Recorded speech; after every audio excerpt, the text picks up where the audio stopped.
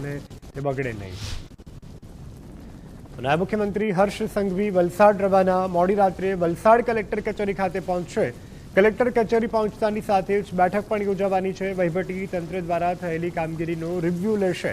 હાલ દક્ષિણ ગુજરાતમાં જે પ્રકારની સ્થિતિ છે ત્યારે નાયબ મુખ્યમંત્રી ગ્રાઉન્ડ પર ઉતર્યા છે અને હવે ટૂંક જ સમયમાં વલસાડ કલેક્ટર કચેરી ખાતે હર્ષ સંઘવી પહોંચવાના છે।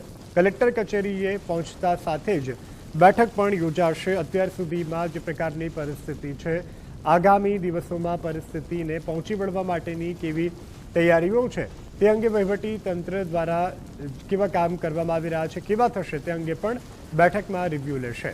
તો હાલ જ્યારે દક્ષિણ ગુજરાતમાં હર્ષ સંઘવી છે ત્યારે વલસાડ કલેક્ટર કચેરી ખાતે તેઓ ગમે ત્યારે પહોંચી શકે છે મોડી રાત સુધીમાં। તો કલેક્ટર કચેરી પહોંચતાની સાથે જ બેઠક પણ યોજાશે હર્ષ સંઘવીની અધ્યક્ષતામાં અને રિવ્યૂ પણ લેવામાં આવશે વહીવટી તંત્ર દ્વારા થયેલી જે કામગીરી છે તેને લઈને। રાહત, બચાવ, રેસ્ક્યુ સહિતની જે કામગીરી છે તે અંગે પણ રિવ્યૂ લેવામાં આવશે બેઠક દરમિયાન।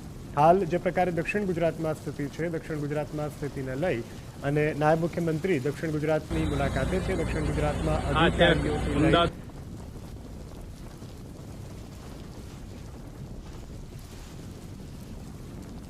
તો નાયબ મુખ્યમંત્રી હર્ષ સંઘવી કે જેઓ અત્યારે વલસાડ કલેક્ટર કચેરી ખાતે પહોંચવાના છે અને ત્યારબાદ સમગ્ર વલસાડમાં કેવી સ્થિતિ છે, વલસાડમાં અત્યાર સુધીમાં કયા કયા વિસ્તારો સૌથી વધુ પ્રભાવિત છે, કયા કયા વિસ્તારોમાંથી રેસ્ક્યુ કરવામાં આવ્યું છે, કયા વિસ્તારોમાં હજુ પણ વધારે સ્થિતિ ભયજનક છે તે અંગેના પણ તમામ જે રિપોર્ટ છે, જે માહિતી છે તે કલેક્ટર અને અન્ય જે હાજર અધિકારીઓ હશે, જે સંલગ્ન વિભાગો હશે તેની પાસેથી માહિતી મેળવવામાં આવશે। પરંતુ હાલ જે પ્રકારની સ્થિતિ છે દક્ષિણ ગુજરાતમાં ખાસ કરીને તેને લઈ અને હર્ષ સંઘવી સમગ્ર સ્થિતિનો તાગ મેળવી રહ્યા છે, અસરગ્રસ્ત વિસ્તારોમાં જઈ રહ્યા છે, લોકોની સાથે વાતચીત કરી રહ્યા છે, સ્થિતિ કેવી છે તે અંગે પણ તેઓ માહિતગાર થઈ રહ્યા છે। ત્યારે હવે થોડીક ક્ષણોમાં કલેક્ટર કચેરી પહોંચશે।